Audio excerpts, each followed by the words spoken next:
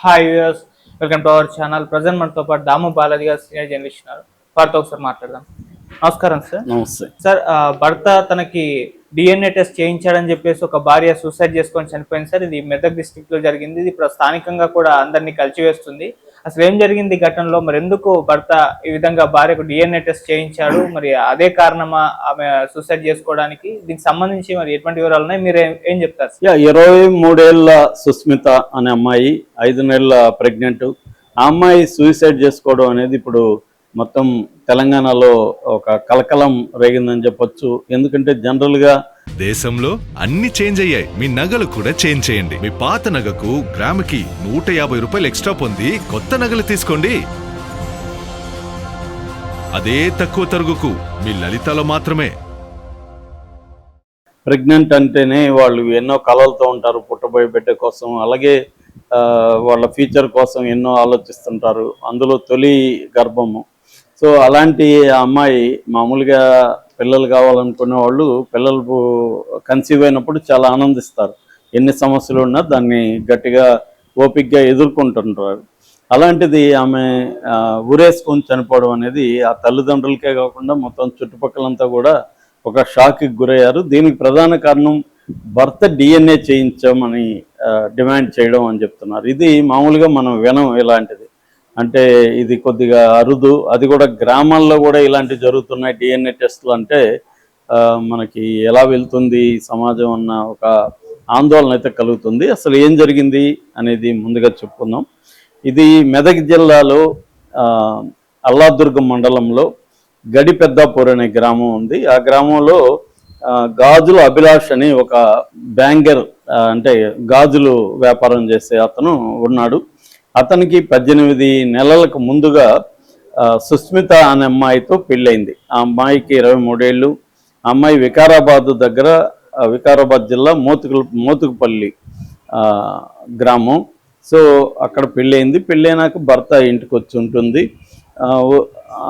భర్త ముందు నుంచి కూడా భర్త వాళ్ళ తల్లి లక్ష్మి ఇద్దరు కూడా ఈ అమ్మాయిని కొంత ఫిజికల్గాను మెంటల్గాను వేధిస్తున్నట్టు ఆరోపణలు ఉన్నాయి. అంటే అప్పుడప్పుడు ఈ అమ్మాయిల తల్లిదండ్రులు వెళ్ళి వాళ్ళతో మాట్లాడడం, మా పాపని ఎందుకు ఇలా వేధిస్తున్నారని వాళ్ళేవో పాప మీద చాడీలు చెప్పడం, ఇలాగ మధ్యలో ఎవరినో పెద్ద మనుషులను పెట్టి మాట్లాడడం ఇలాగా జరుగుతుంది. సో ఈ క్రమంలో ప్రెగ్నెంట్ అయింది అమ్మాయి. ప్రెగ్నెంట్ అయినప్పుడు అందరూ ఆనందించారు. కనీసం పిల్లలు పుట్టితే ఇవన్నీ సర్దుకుంటుందిలే అని అనుకున్నారు. తర్వాత యథాప్రకారంగా ఆమెని ప్రెగ్నెంట్ అయిన అమ్మాయిని తల్లిదండ్రులు తీసుకెళ్తారు కాబట్టి అమ్మగారింటికి అలాగా తీసుకెళ్లారు.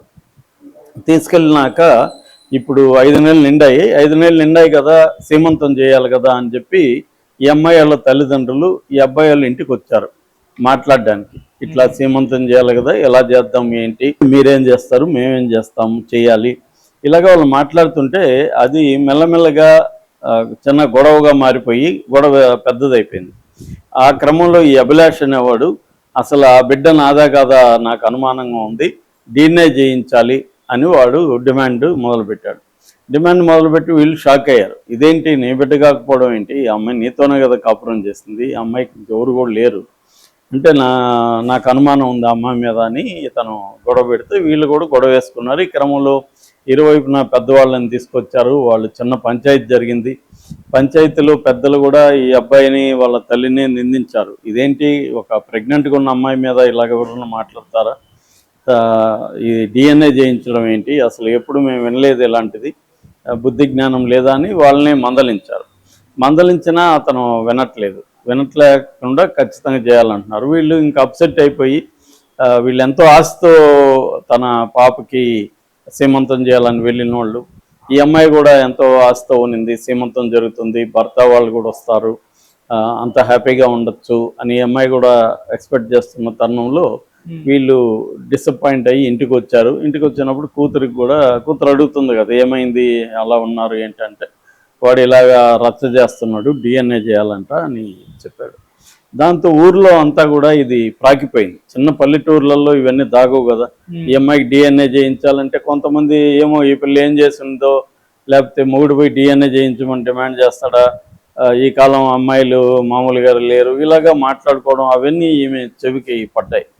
సో రెండో రోజే ఈ అమ్మాయి ఎవరు వాళ్ళ తల్లిదండ్రులు బయటకు వెళ్ళిన టైంలో ఊరేసుకొని చనిపోయింది. సో ఎవరో పక్కింటి వాళ్ళు చూసి తల్లిదండ్రులకు ఫోన్ చేసి చెప్పారు. వాళ్ళు ఏడుస్తూ పరుగున వచ్చారు. సో ఇది జరిగింది. ఇప్పుడు వాళ్ళ అమ్మాయి వాళ్ళ తల్లి జానాబాయి ఆమె వెళ్ళి కేసు పెట్టింది. పోలీసులు కేసు నమోదు చేశారు. ముఖ్యంగా అక్కడున్న ఎస్ఐ శంకర్ ఇమీడియట్గా ఆయన ఎఫ్ఐఆర్ నమోదు చేసి వాళ్ళని అబ్బాయి అభిలాష్ని వాళ్ళ తల్లి లక్ష్మిని ఇద్దరిని కూడా కేసు పెట్టాడు. వాళ్ళిద్దరి మీద కేసు 85 BNS అంటే క్రూయాలిటీ, ఫ్యామిలీ క్రూయాలిటీ, తర్వాత 108 అబెట్మెంట్ ఆఫ్ సూసైడ్, తర్వాత 3.5 కామన్ ఇంట్రెస్ట్లో ఇచ్చేయడం. సో ఇలాగ 3 సెక్షన్లు వాళ్ళ మీద పెట్టారు, కోర్టుకు పెట్టారు. కోర్టు కూడా వాళ్ళకి ఇద్దరికి అంటే తల్లికి కొడుక్కి రిమాండ్ విధించింది. సో ఇప్పుడు వాళ్ళు ఇద్దరు జైల్లో ఉన్నారు. ఈ అమ్మాయికి పోస్ట్ మార్టం కూడా సంగారెడ్డి గవర్నమెంట్ హాస్పిటల్లో పోస్ట్ మార్టం చేయించారు. సో బేసిక్గా పోలీసులు దీన్ని అంటే మనం ఆ తల్లిదండ్రులు వాళ్ళని ఏం కలవలేదు, కానీ పోలీసులు చెప్తున్నది ఏమంటే ఈ అమ్మాయికి మామూలుగానే ప్రెగ్నెన్సీ వచ్చిన వాళ్ళకి చాలామందికి హార్మోనల్ చేంజెస్ వల్ల కొంత డిప్రెషన్, యాంగ్జైటీ రెండు ఉంటాయి. సో ఈ అమ్మాయికి అదనంగా వాళ్ళ భర్త, వాళ్ళ అత్త ఇద్దరు పెట్టే బాధల వల్ల కూడా ఒక యాంగ్జైటీతో ఈ అమ్మాయి ఉంది. సో రెండోది, నా వల్ల ఇంట్లో వాళ్ళని నేను బాధ పెడుతున్నాను అన్న గిల్ట్ కూడా అమ్మాయికి ఉంది. అంటే నేనేదో నా హాయిగా ఉంటే భర్తతో వీళ్ళు బాగుండేవాళ్ళు, ఇప్పుడు ఎంతో కష్టపడి నన్ను పెంచి పెళ్లి చేస్తే, అప్పులు సప్పులు చేసి పెళ్లి చేస్తే, ఇప్పుడు నా వల్ల మళ్ళీ వీళ్ళకి బాధగా ఉంది అని ఒక గిల్ట్ ఉంది.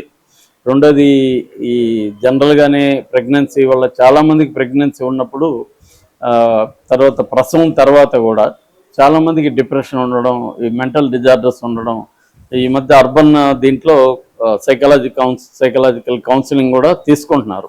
అలాగే ఈ అమ్మాయికి ఆల్రెడీ అవన్నీ ఉన్నాయి. దాంతోపాటు ఇప్పుడు దీంతో ఒక్కసారిగా ఇవి ఎప్పుడైతే DNA చేయించమన్నాడో ఆమె డైజెస్ట్ చేసుకోలేకపోయింది. పైగా అదేమన్నా ప్రైవేట్గా చెప్పుంటే ఓకే, పెద్ద మనుషుల ముందు చెప్పడం, దాంతో ఊర్లలో తెలుసుకోవడం, ఈ 2 ఊర్లలో కూడా. సో ఊర్లో వాళ్ళందరూ ఈ అమ్మాయిది ఏమన్నా తప్పు ఉందేమో అని మాట్లాడుకోవడం, ఇదంతా అమ్మాయి భరించలేకపోయింది. సో ఇట్లా బతికి రేపు పుట్టబోయే బిడ్డ కూడా వాడు నా బిడ్డ కాదంటాడు, మళ్ళీ వాడికి DNA చేయించమంటాడు. ఆ బిడ్డకి రేపు ఇది వచ్చినా మీ నాయన నీకు DNA చేయించాడరా, ఇవన్నీ ఉంటుంది. ఇవన్నీ మనం భరించాలి లైఫ్ లాంగ్. మన వల్ల తల్లిదండ్రులు వాళ్ళు ఏడుస్తున్నారు, వాళ్ళు హ్యాపీగా సీమంతం చేయాలనుకుంటే వాళ్ళు కూడా ఏడుస్తున్నారు. ఇవన్నీ అవసరమా మనం ఒక్కదాని కోసం అని అమ్మాయి ఆలోచించినట్టుగా తెలుస్తుంది. దాంతో అమ్మాయి నేను చనిపోతే అందరూ హ్యాపీగా ఉంటారు అన్న పద్ధతిలో సూసైడ్ చేసుకున్నట్టు తెలుస్తుంది. అంటే మన ఈ మధ్యకాలంలో ఏంటంటే ఈ సోషల్ మీడియా, ఫోన్లు ఇవన్నీ వచ్చినాక భార్యల మీద భర్తలకు కూడా ముందు నుంచి అనుమానాలు ఉన్నాయి. ఎందుకంటే చాలా కేసులు వింటున్నారు, వీళ్ళు లవర్స్ ఉండడం, వాళ్ళతో కలిసి వీళ్ళు చంపేయడం, ఇవన్నీ. అందుకని దానివల్ల ఏమవుతుందంటే ఇండివిజువల్ స్థాయిలో ప్రతి ఒక్కరిని అనుమానించడం అనేది బాగా పెరుగుతుంది. సో అమ్మాయి ఎవరితోనైనా నవ్వుతూ మాట్లాడినా, లేదా ఒక ఫోన్ కాల్ చేసుకున్నా వాడికి అనుమానాలు ఉండడం, ఈ చివరికి బిడ్డ నాదేం కాదేమో అని. ఇప్పుడు వాడి పాయింట్లు ఆలోచిస్తే ఒకసారి అనుమానం వస్తే అతనికి ఇంక నిద్ర పట్టదు, పిచ్చెక్కినట్టు ఉంటుంది.